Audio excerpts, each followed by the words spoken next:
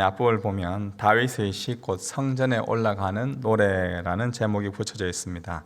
이 시편 120편부터 이 134편은 이스라엘 백성들이 성전에 올라가면서 말 그대로 불렀던 찬양입니다. 이 성전에 올라가는 노래 중에 4편이 이 다윗의 시인데 오늘 그 중에 하나인 122편을 함께 살펴보기 원합니다. 1절에 보면 사람이 내게 말하기를 여호와의 집에 올라가자 할 때 내가 기뻐하였도다 라고 고백합니다. 이 시가 이 다윗이 지은 시라면 다윗은 왜 예루살렘에 올라가면서 이토록 기뻐하였을까요? 예루살렘은 아브라함이 자신의 아들 이삭을 제물로 바쳤던 그 모리아 산이 있는 곳입니다. 그리고 이곳은 모세를 통해 정복해야 할 그런 약속의 땅임을 말씀으로 전해받았습니다. 여호사와 함께 약속의 땅에 입성하였던 이스라엘 백성들은 예루살렘을 완전히 정복해야 했지만 그러지 못했습니다. 이 300여 년이 지난 다윗 때까지도 이 성읍은 여전히 이 여부스 족속이 자리를 차지하고 있었습니다. 사무엘하 5장에 보면 다윗이 33세의 왕이 되어 헤브론에서 7년 6개월을 다스렸고 이후에 이 예루살렘에서 다스렸다라고 나오는데 사무엘하 5장 6절에서 7절에 이렇게 나옵니다. 왕과 그의 부하들이 예루살렘으로 가서 그 땅 주민 여부스 사람을 치려하며 그 사람들이 다윗에게 이르되 네가 결코 이리로 들어오지 못하리라. 맹인과 다리 저는 자라도 너를 물리치리라 하니 그들 생각에는 다윗이 이리로 들어오지 못하리라 함이나 다윗이 시온 산성을 빼앗았으니 이는 다윗 성이더라. 다윗과 그의 부하들은 이 300여 년 동안 이스라엘이 완전히 정복하지 못했던 이 예루살렘 땅을 드디어 정복하였습니다. 얼마나 그 감격이 컸을까요? 그 이어서 다윗이 했던 일은 이 사무엘하 6장에 보면 하나님의 궤, 이 법궤를 예루살렘으로 옮기는 일이었습니다. 그런데 하나님의 궤를 옮기면서 다윗이 저질렀던 실수 중에 하나가 하나님의 방법대로 하지 않았던 것입니다.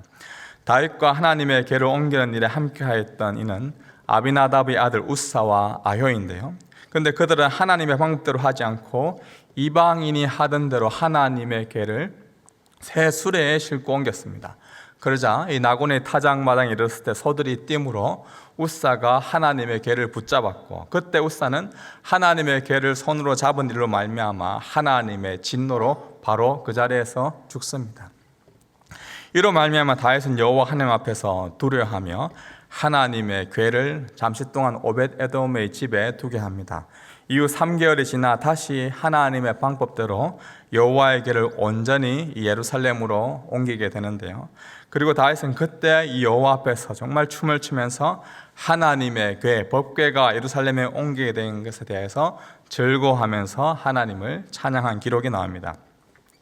이 1절에 나오는 이 여호와의 집은 바로 이 하나님의 궤가 있는 곳입니다. 바로 하나님의 임재가 있는 곳. 그런데 이곳이 쉽게 얻어진 것이 아닙니다. 다윗이 전쟁으로 정복하였고 하나님의 방법대로 하지 않았던 우사가 하나님의 진노로 죽임을 당하기도 하였습니다. 그러나 이제 하나님의 뜻에 따라 예루살렘은 여호와의 임재가 있는 거룩한 땅, 성전이 있는 곳이 되었습니다. 그렇기에 누군가 이 다윗에게 여호와의 집으로 올라가자라고 말한다면 다윗은 정말 그곳을 예루살렘을 기뻐하였던 것이죠. 하나님의 은혜로 땅을 정복하고 하나님의 은혜로 하나님의 궤를 옮기고 하나님의 말씀에 따라 순종함으로 얻은 땅이 바로 이 예루살렘입니다. 우리 2절 말씀 보겠습니다. 예루살렘아 우리 발이 내 성문 안에 섰도다. 이 예루살렘이라는 이 말은 평화의 도시, 샬롬의 도시, 평안의 도시라는 뜻입니다. 평화가 있는 도시, 하나님의 성전이 있는 도시인 이 예루살렘. 이 예루살렘의 이상적인 모습이 어떤 모습일지 3절 이하부터 다윗은 그것을 시로 고백하고 있는데요. 3절 말씀 다 같이 읽어보겠습니다. 예루살렘아 너는 잘 짜여진 성읍과 같이 건설되었도다. 첫 번째로 다윗은 예루살렘, 이 평안의 도시를 가리켜서 잘 짜여진 성읍이다 라고 말합니다. 여기 잘 짜여져 있다라는 말이 무슨 뜻일까요?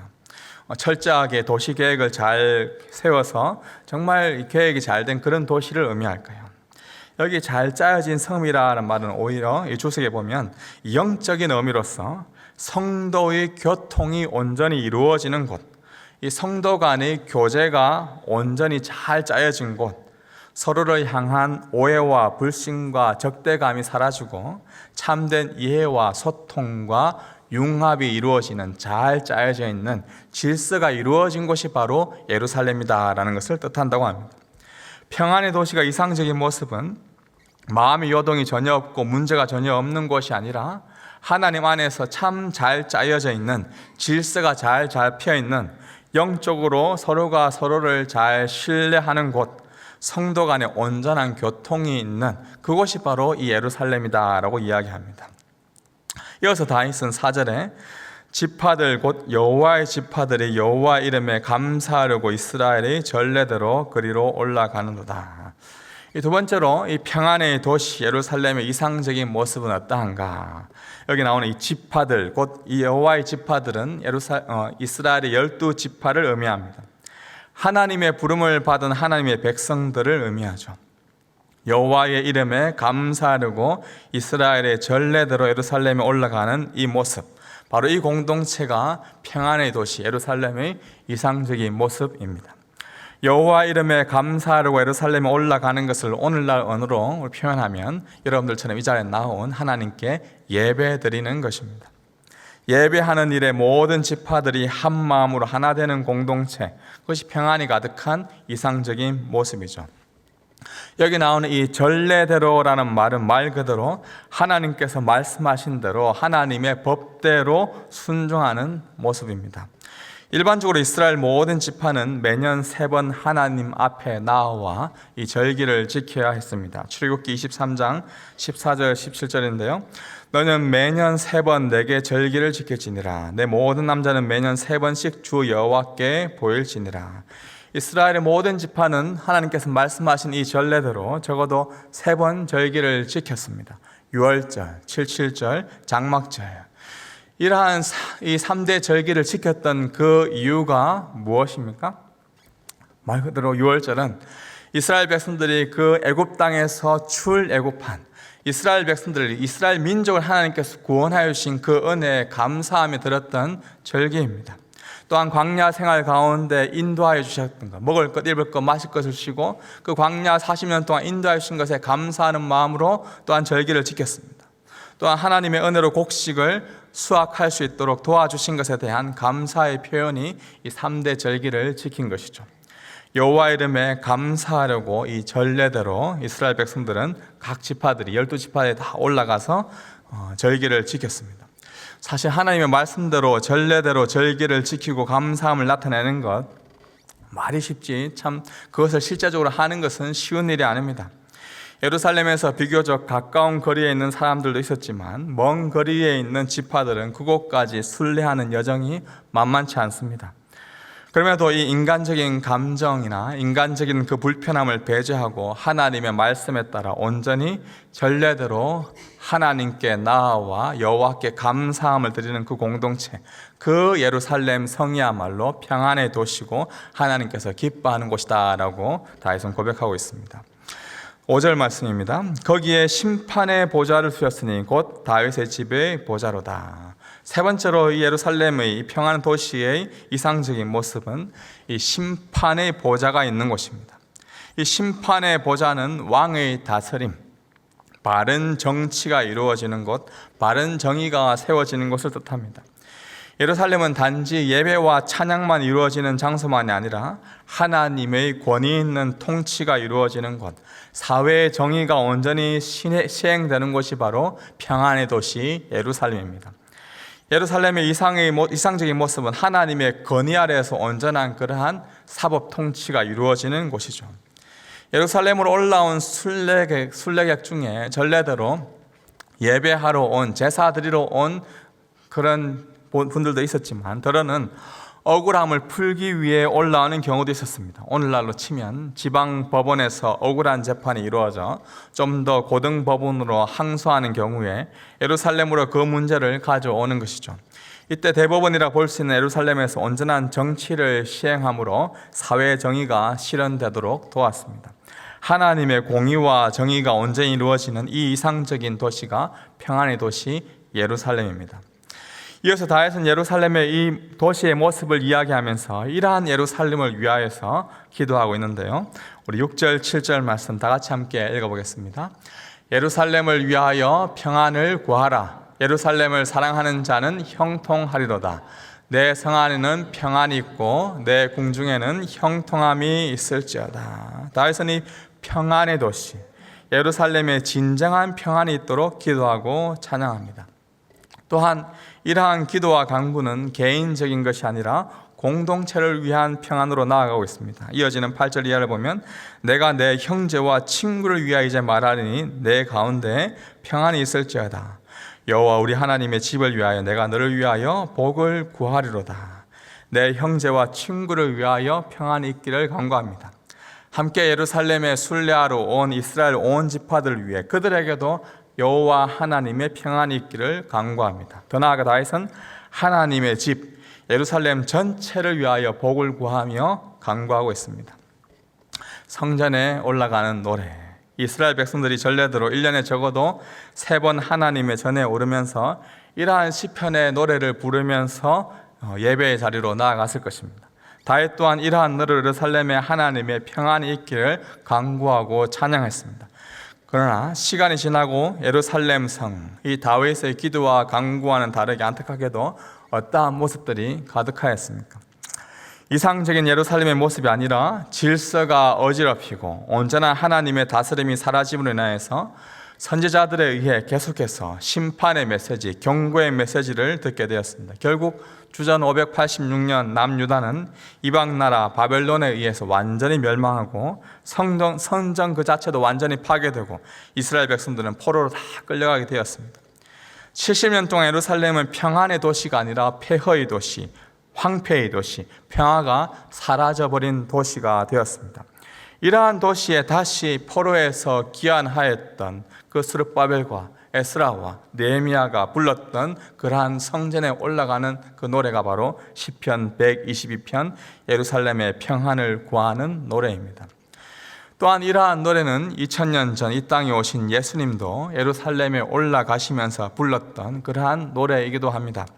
예수님도 분명 성전에 올라가는 노래 이 15편을 노래하면서 갈릴리에서 예루살렘으로 올라갔을 것입니다. 다윗의 시를 노래하면서 여호와의 집에 올라가실 때 정말 기뻐하며 찬양했습니다. 그런데 예수님이 입성하였던 그 당시 예루살렘은 어떠하였습니까? 요한복음에 보면 예수님이 입성하였던 예루살렘 그리고 그 성전은 여호와 하나님의 집이 아니라 장사하는 집이 되었다. 강도의 소굴이 되었다라고 성경은 말씀하고 있습니다. 요한복음 2장 13절 이하입니다.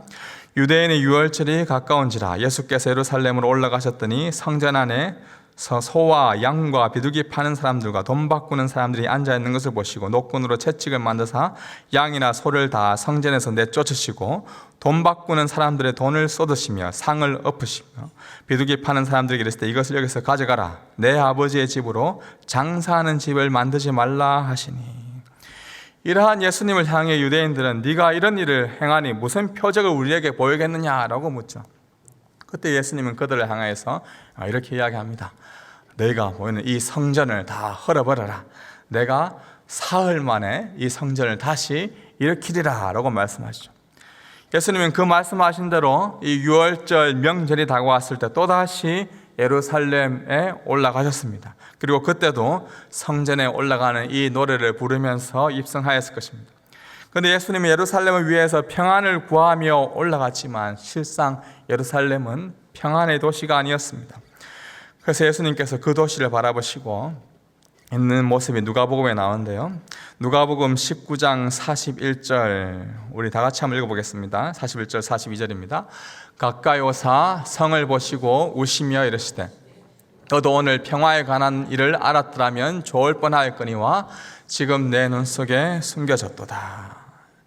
예루살렘 그 성을 바라보시며 예수님은 우셨습니다. 그리고 42절에 평화에 관한 일을 알았더라면 좋을 뻔하였거니와 지금 내 눈에 숨겨졌도다 라고 말씀합니다. 시편 120편에 나오는 이 이상적인 예루살렘 평안의 도시가 어떠한지 예루살렘이 알았으면 좋겠지만 지금 예루살렘의 눈에는 숨겨져 있다. 예수님께서 안타까워하시며 눈물을 흘리셨습니다. 그리고 또다시 성전에 들어가서 장사하는 자들을 내쫓으시고 성전에서 가르치십니다. 그러나 평안의 도시 예루살렘 그리고 성전은 그 예수님의 가르침에 외면하였습니다. 아니, 잘 짜여진 성읍도 아니었고 그들이 감사함으로 예배를 드린 것도 아니었고 심판의 보좌에서 온전히 하나님의 공의와 정의가 드러난 도시도 아니었습니다. 오히려 그들은 예수님을 십자가에 못 박고 평화의 왕이신 예수님을 오히려 죽이기까지 하였습니다. 사랑하는 주의 백성 여러분, 평안의 도시 예루살렘에서 참 평강의 왕, 참 평화의 왕이 되신 예수님께서 오히려 죽임을 당하셨습니다. 예수님 왜 그토록 십자가에서 그 예루살렘에서 죽임을 당하셨을까요? 시편 122편 9절에 여호와 우리 하나님의 집을 위하여 내가 너를 위하여 복을 구하리로다. 이 성전에 올라가는 노래를 부르며 예루살렘에 입성하였던 예수님은 이 평안의 도시 예루살렘의 진정한 평안을 위하여 자신이 스스로 죽임 당하시고 완전한 참된 복을 예루살렘에 주셨습니다. 그리고 예수님의 십자가로 인해 새 예루살렘은 다시 시편 122편을 찬양하던 그 이상적인 모습을 완전히 드러내시기 위해서 예수님 자신은 스스로 죽임 당하셨던 것입니다. 예수님께서 죽임 당하셔서 우리에게 준비해 놓으신 새 예루살렘의 모습은 어떠합니까? 요한계시록 우리 21장에 보면 그 새 예루살렘에 대해서 나오는데요. 또 내가 새 하늘과 새 땅을 보니 처음 하늘과 처음 땅이 없어졌고 바다도 다시 있지 않더라. 또 내가 보며 거룩한 성 새 예루살렘이 하나님께로부터 하늘에서 내려오니 그 준비한 것이 신부가 남편을 위하여 단장한 것 같더라. 내가 들으니 보좌에서 큰 음성이 나서 이르되 보라 하나님의 장막이 사람들과 함께 있으며 하나님이 그들과 함께 계시려니 그들은 하나님의 백성이 되고 하나님은 친히 그들과 함께 계셔서. 우리 4절 다 같이 읽어보겠습니다. 모든 눈물을 그 눈에서 닦아주시니 다시는 사망이 없고 애통하는 것이나 곡하는 것이나 아픈 것이 다시 있지 아니하리니 처음 것들이 다 지나갔음이르라. 아멘. 새 예루살렘이 하늘로부터 내려오는데 하나님이 친히 그들과 함께 계십니다. 그리고 모든 눈물을 그 눈에서 닦아주심으로 다시는 사망이 없고 애통하는 것도 없고 곡하는 것도 아픈 것도 없습니다. 이러한 완전한 새 예루살렘의 완전한 평안이 곧 도래할 것을 말씀해 주고 있습니다. 이 새 예루살렘은 누구에게 도래하게 됩니까? 다름 아닌 바로 오늘날 예수 그리스도를 믿는 성도, 지금 이 자리에 있는 바로 저와 여러분에게 임할 새 예루살렘입니다. 바로 여호와 이름에 감사하고 전례대로 하나님께 모여 예배하고 찬양하기 위해서 모인 저와 여러분에게 새 예루살렘이 임할 것입니다. 2025년 한 해를 시작하면서 우리가 교회를 두고 기도할 때 하나님의 평안을 구하는 기도를 하기를 원합니다. 우리 교회가 다윗이 기도하였던 이 이상적인 평안의 도시 예루살렘, 이 예루살렘이 되게 해달라고 함께 기도합시다. 오늘날은 더 이상 그 이스라엘의 예루살렘이라는 물리적인 지역이 평안의 도시가 아닙니다. 물론 이 평안의 도시라는 이름인 예루살렘, 역사적으로 세계 그 어느 지역보다 분쟁이 가득했던 그 예루살렘, 지금도 여전히 이슬람과 유대교의 분쟁이 있는 그것도 말 그대로 우리는 평안의 도시가 되게 해달라고 기도해야 할 것입니다. 그러나 오늘날 이 평안의 도시는, 이 영적인 예루살렘은 하나님의 평안을 구하며 예수 그리스도로 인해 우리에게 주어진 하늘로부터 오는 참 평안을 아는 교회, 하나님의 성전으로 부름받은 무리가 참 예루살렘입니다. 어떤 의미에서 우리는 백투 예루살렘을 외치는 그것을 우리는 눈여길 필요가 없습니다. 우리는 예루살렘을 백투하는 것이 아니라 지금 이 자리에 있는 저와 여러분이 곧 예루살렘인 것입니다. 예루살렘을 위하여 저와 여러분이 교회를 위하여 평화를 위하여 기도하십시오. 이러한 하나님의 백성들, 성전에 있는 처소, 우리 예루살렘에 있는 이 처소인 오클랜드를 위하여, 이 뉴질랜드의 평안을 위하여 기도하는 것이 바로 우리가 예루살렘을 위하여 기도하는 것입니다. 이러한 하나님의 백성이 있는 대한민국 조국 땅을 위해, 그 땅의 평안을 위하여 기도하는 것이 바로 예루살렘을 위하여 기도하는 것입니다.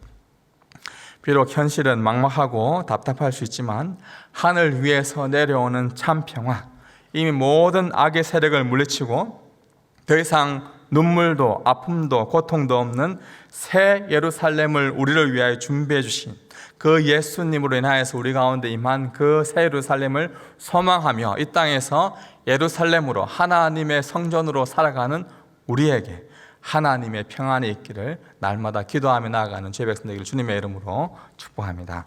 기도하겠습니다.